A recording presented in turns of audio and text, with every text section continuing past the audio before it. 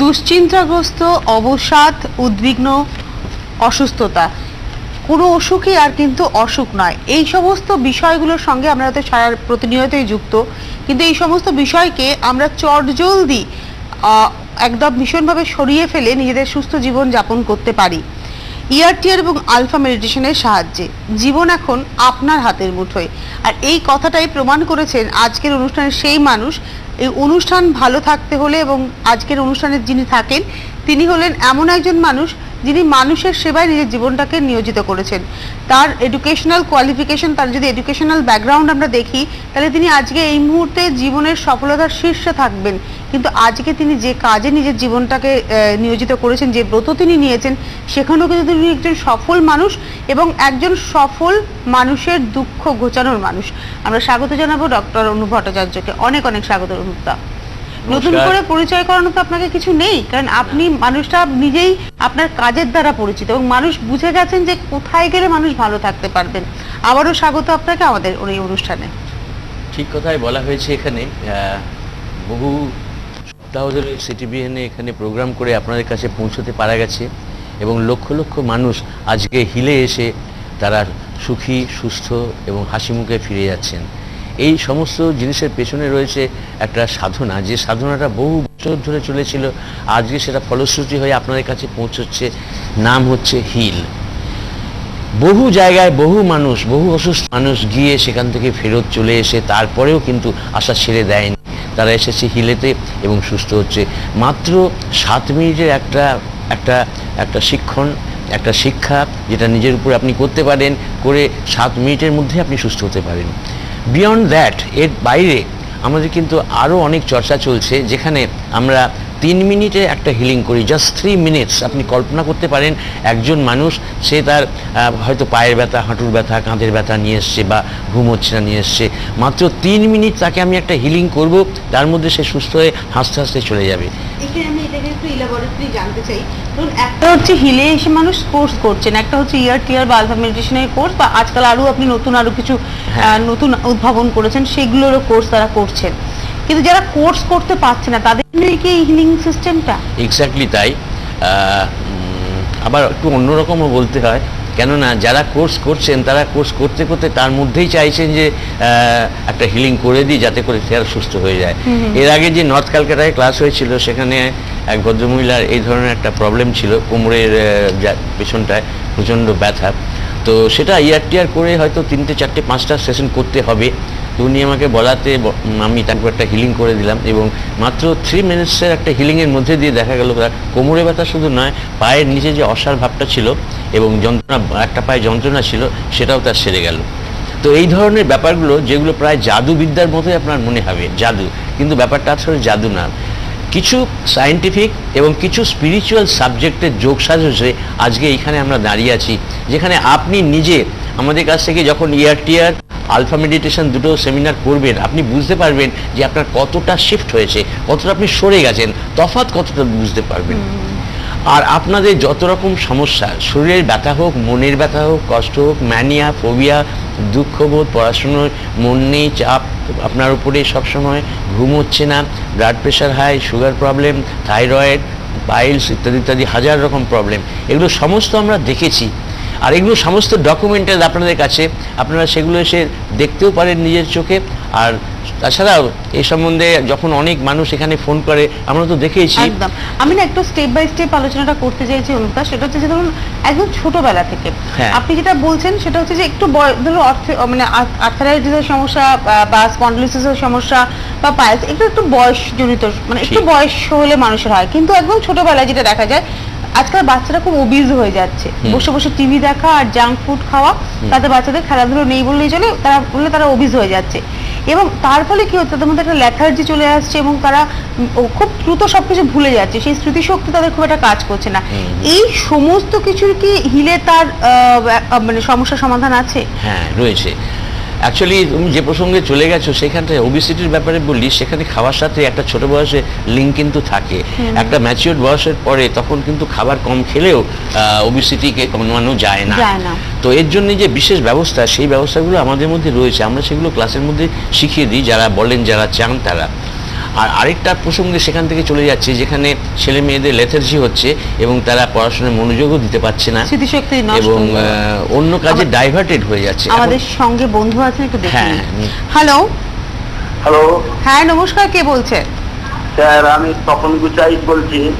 আমি স্যারের ছাত্র, আমি স্যারের সঙ্গে কথা বলতে চাই। 100 বার। আপনি আচ্ছা, কোথা থেকে আচ্ছা। ফোন করেছেন? আমি মেছাদা থেকে ফোন করছি। মেছাদা মেছাদা থেকে। ডক্টর গুসাইদ বলুন, আপনি আপনার কি সমস্যা? খুব ভালো লাগলো অনেকক্ষণ পর শুনে। লাম্বার স্পন্ডিলাইটিস, স্লিপ ডিস্কার। কিন্তু আমি যেটা প্রশ্ন করছি আপনার কাছে, পেশেন্টের কাছে যে অসুবিধা ফিল করছি, যে আপনি বলছেন এটা একটা spiritual subject, not scientific subject. হ্যাঁ, তাহলে সত্য রজতম এই যে 3 শ্রেণীর মানুষ সমাজে আছে, যারা ইন্টেলেকচুয়ালি জিনিসটাকে বিশ্বাস করছেন না, হ্যাঁ, তাদের কাছেও কি এটা সমানভাবে অ্যাপ্লিকেবল? আমাদের কাছে আপনি 4টে সেমিনার করেছেন। 4টে সেমিনারের মধ্যে নিশ্চয়ই আমরা আপনাকে বুঝিয়ে দিতে পেরেছি যে কিছু কিছু সাবজেক্ট পিওরলি সায়েন্টিফিক, যেমন আলফা মেডিটেশন এবং ERTR, এগুলো ব্রেন সেলের উপরে কাজ করে, বাঁ দিকের ব্রেন ডান দিকের ব্রেন। এবং তারপরে ERTRও দেখেছেন আপনি সাবকনসিয়াস মাইন্ড, এবং তার সাথে বিশেষ একটা এক্সাইটমেন্ট প্রসিডিওর শরীরে, তার উপরে কাজ করে। আর তার সাথে আপনি রেইকিও দেখেছেন, যেটা একটা স্পিরিচুয়ালিস্টিক সাবজেক্ট। স্পিরিচুয়াল সাবজেক্ট এই কারণে, কারণ এর মধ্যে যে সিম্বলটা আপনি প্রথম সিম্বলটা ব্যবহার করছেন, হনসাজে শোনেন, সেটা যেমন বহু দূরে গিয়ে একটা রাস্তা তৈরি করে দিতে পারে, তার সাথে সাথে কিন্তু এটা অনেক কিছু ভেদ করে চলে যেতে পারে, অথচ এটা সায়েন্টিফিক নয়। সত্যি সত্যি কিন্তু এটা হয় না। আবার ধরুন, যখন একজন মানুষ আরেকজন মানুষকে হিলিং করছে, ফুল টার্ম হিলিং করছে, তখন সে একটা স্টেটমেন্ট দিয়ে শুরু করে যে আমার শরীর আমি এখন রামবাবুকে টেম্পোরারিলি দিয়ে দিলাম। টেম্পোরারিলি দিয়ে দিলাম মানে কি এটা অ্যাকচুয়ালি সায়েন্টিফিক্যালি একসাথে হয়ে গেল? নয়। কাজেই কোথায় এটা স্পিরিচুয়াল, কোথায় এটা সায়েন্টিফিক, সেটা আমাদের বোঝার সময় এসে গেছে। আর দ্বিতীয় কথা হচ্ছে, আপনি যেটা বলছেন সত্য রজতম এসব গুণ নিয়ে থাকা মানুষগুলো সবাইকার জন্য অ্যাপ্লিকেবল কিনা। সকলের জন্যই সায়েন্স অ্যাপ্লিকেবল, আর সকলের জন্যই spirituality applicable. Exactly. Swapan babu, আপনাকে ডক্টর অনুপ ভট্টাচার্য ডক্টর গুচাইত বলে সম্বোধন করলেন। আপনি doctor by profession? By profession doctor? হ্যাঁ বলুন। আপনি একজন ডক্টর হয়ে আজকে এই শাস্ত্রের অধীনে এসেছেন এবং আপনি ভালো আছেন বলেছেন, কতটা ভালো আছেন? আমি 80% ভালো আছি, কিছু বাধা থাকে, তা সত্ত্বেও অনেক ভালো আছি। এই যে আপনি আজকের যুগে দাঁড়িয়ে বললেন না 80% ভালো আছেন, আমরা বলতে পারি না। এটাই হচ্ছে আমাদের সঙ্গে আপনাদের পার্থক্য, যারা এই প্রসেসের মধ্যে রয়েছেন। আরো একটা জিনিস দেখো, ধন্যবাদ ডক্টর গুচাইত। হ্যাঁ, উনি নিজে ডক্টর এবং বহু মানুষের উনি সেবা করছেন, এবং তার সাথে সাথে এক ফাঁকে কোনো এক সময় প্রোগ্রামটা দেখে উনি আমার কাছে আসতে পেরেছেন। মানে এটা না, এটা একটা অ্যাচিভমেন্ট এবং এটা একটা মানে প্রোগ্রামেরও মাইলস্টোন, যে আমরা শুধুমাত্র সাধারণ মানুষ, গৃহী মানুষ, নট দ্যাট, এটা কিন্তু যে কোনো মানুষ শিখতে পারেন।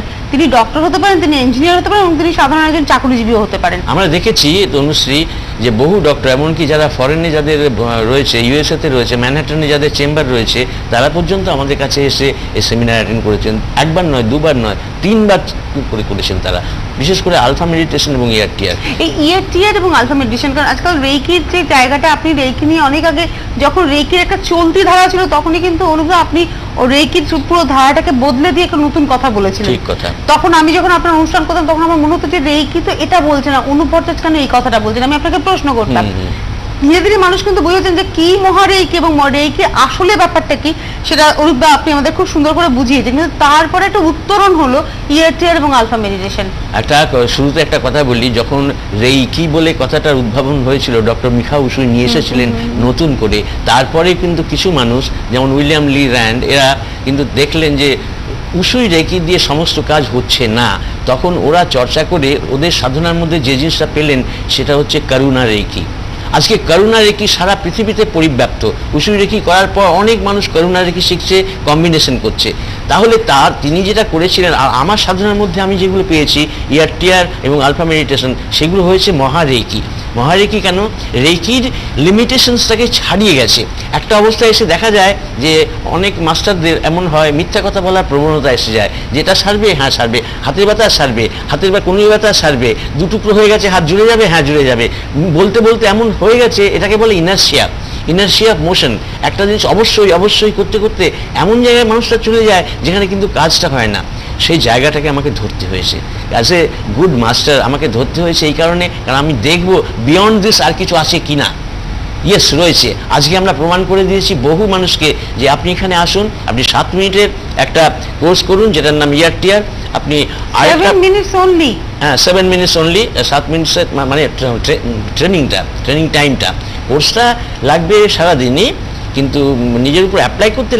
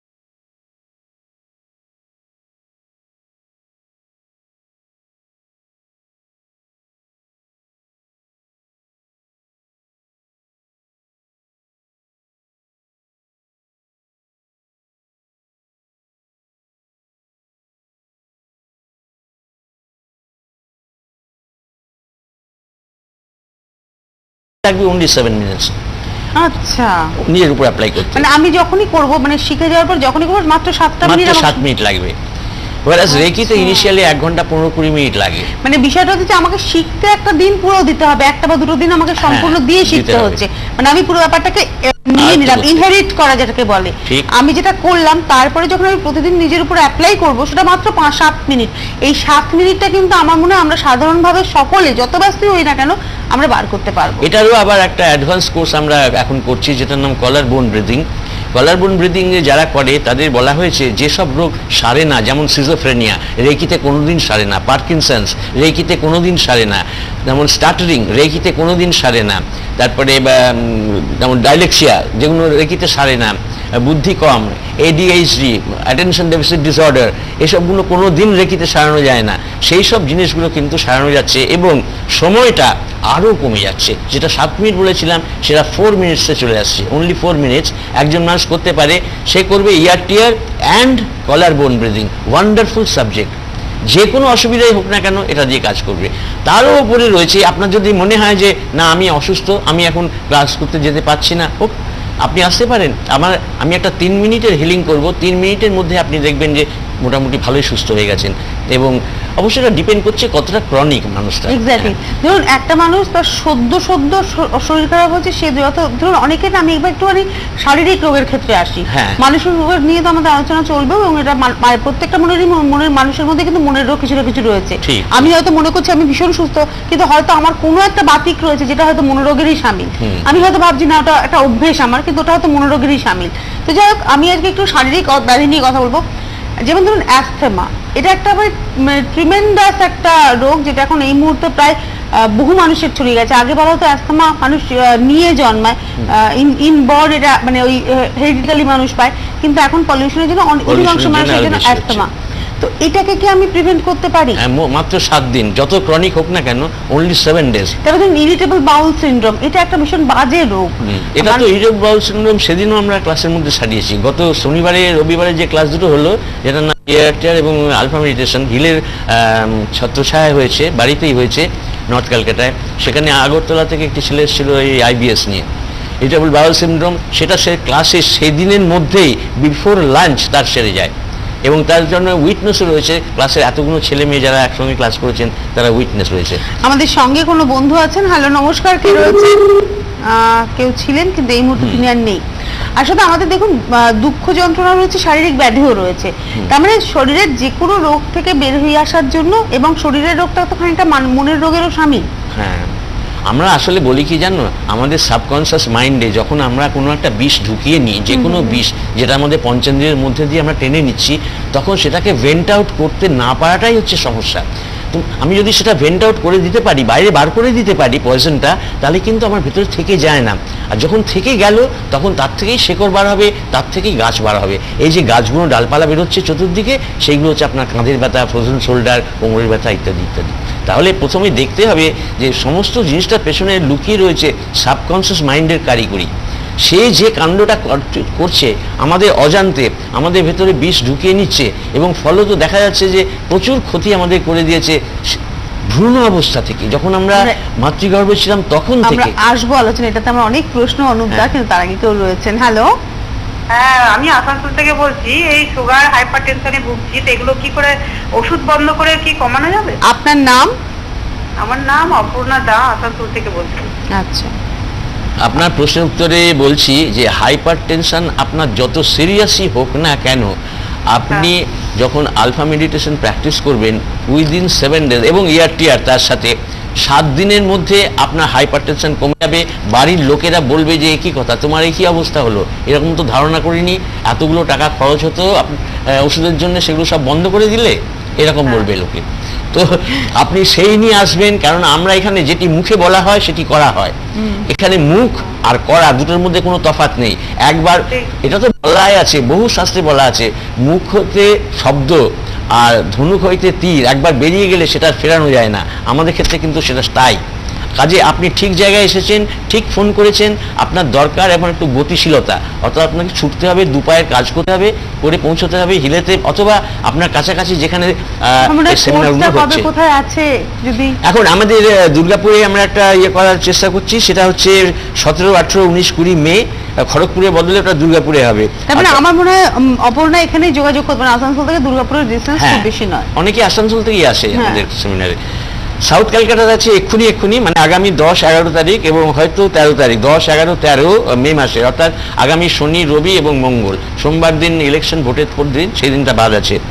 তারপরে মালদা 24, 25, 26, 27, রানাঘাটে আছে 31, 1, 2, 3, সেগুলো সব দেখতে পাবেন আপনারা, স্ক্রলে যাচ্ছে এগুলো। এবং চুঁচুড়াতে আছে 14, 15, 16, 17 জুন। তো এটা আপনি হিলে ফোন করে, হেল্পলাইনে ফোন করে জেনেও নিতে পারেন। মানে সেটা যে আপনার কি যে প্রয়োজন। এরিয়াতেই রয়েছেন না কেন, আপনি যে প্রান্তে থাকুন না কেন, হিলের নাম্বারে ফোন করুন, করে জেনে নিন যে আপনার এলাকায় কবে। হয়তো জুন অবধি এখানে অনুভব বললেন স্কেডিউলটা, কিন্তু আগামী হয়তো জুলাই, আগস্ট মাসে আপনার এরিয়াতেও ক্লাস থাকতে পারে। সেটা আপনারা একটু ফোন করলে, নাম এনরোল করে নিলেই জানতে পেরে যাবেন। নামটা এনরোল করতে হবে যে আপনি যেখানে ক্লাস করতে চাইছেন। সাপোজ আপনি দুর্গাপুরে ক্লাস করতে চাইছেন বা চাইছেন হয়তো আপনি চুচুড়াতে ক্লাস করতে, তার জন্য ফোন করে নাম এনরোল করবেন। এবং হিলের নিজস্ব যে ঠিকানা, সেখানে এসেও কিন্তু আপনারা কোর্স করতে পারেন এবং এখানে এসে অনুভবকে দেখাতেও পারেন। আরেকটা জিনিস হচ্ছে, অনেকে ফোন করে যে আমাদের এখানে আমরা 10-15 জন স্টুডেন্ট আছি, আপনি কি এসে আমাদের শেখাবেন? হ্যাঁ, শেখাবো। আমরা এভাবে অনেক ডাকেতে সাড়া দিয়েছি, বহু জায়গায় গেছি, আপনাদের প্রচুর লোকের ভালো লেগেছে। আপনারা যারা ইন্টারেস্টেড, যারা আসতে পারছেন না, তাদের ওখানে যেতে কোনো অসুবিধা নেই। পর্বত যদি মোহাম্মদের কাছে না আসতে পারে, মোহাম্মদকে যেতে হবে পর্বতের কাছে, একদমই তাই, বাস্তব কথা বলেছেন। কিন্তু এবার একটু চলে আসি ইয়ারটি আর আলফাবেন্টেশনের কথা। আপনি বলেন যে আমরা হ্যাঁ। কিছু বিষ ঢুকিয়ে ফেলি, সেটাকে ভেন্ট আউট করার ভীষণ প্রয়োজন রয়েছে। ঠিক ঠিক। তো একটা হচ্ছে যে আমি ঢুকিয়ে ফেললাম, সেটাকে বার করবো, এবং এই বার করার প্রসেসটা কোনটা, আলফা মেডিটেশন না ইয়ারটিআর? ইয়ারটিআরে আমরা প্রথম কথা এই বিষটা বার করে ফেলি। এটা দুটো প্রক্রিয়ার সমন্বয়। একটা হচ্ছে সাবকনসিয়াস মাইন্ডকে ফিড করা, আমার দুঃখের গল্পটাকে ফিড করা ভিতরে, সেই শব্দটাকে আমরা চুইয়ে চুইয়ে আস্তে আস্তে করে অসমোসিস করে সাবকনসিয়াস মাইন্ডের মধ্যে ঢুকিয়ে নিই। এবার সাবকনসিয়াস মাইন্ড যদি কন্ট্রোলের মধ্যে থাকে আমার, যেটা আলফা দিয়ে করা হচ্ছে, বোঝা যাচ্ছে এখানে কিন্তু দুটো সাবজেক্ট মোটামুটি ইন্টার রিলেটেড। whereas ইন্টাররিলেটেড হলেও অনলি ইয়ারটিআর, যেখানে সাবকনসিয়াস মাইন্ড কন্ট্রোলে নেই, সেই অবস্থাতেও কিন্তু আমি বাক্যটাকে শুনিয়ে দিতে পারছি অবচেতন মনকে। এবং অ্যাট দ্য সেম টাইম আমার শরীরের 24টা ট্রিগার পয়েন্টস, বিশেষ বিশেষ ট্রিগার পয়েন্টস আছে, সেগুলো ট্রিগার পয়েন্টসগুলো সায়েন্টিফিক্যালি বার করা, ওখানে প্রোব লাগিয়ে মনিটরে ফেলে তার ফ্রিকোয়েন্সি ও ভাইব্রেশন মেপে এক্সাইট করে সেই জায়গাগুলোকে চুজ করা হয়েছে মেরিডিয়ান লাইনের ওপরে। এবং সেই পয়েন্টগুলোকে আমরা অ্যাক্টিভেট করব, করার ফলে দেখা যাবে যে মাত্র 7 মিনিটের একটা ভেরি সিম্পল ক্রিয়ার মধ্যে দিয়ে একটা মানুষ সুস্থ হতে পারে। বিশেষ করে রোগটা যদি অ্যাকিউট হয়, আর রোগটা যদি ক্রনিক হয়, আপনার প্রশ্নই হতে পারে।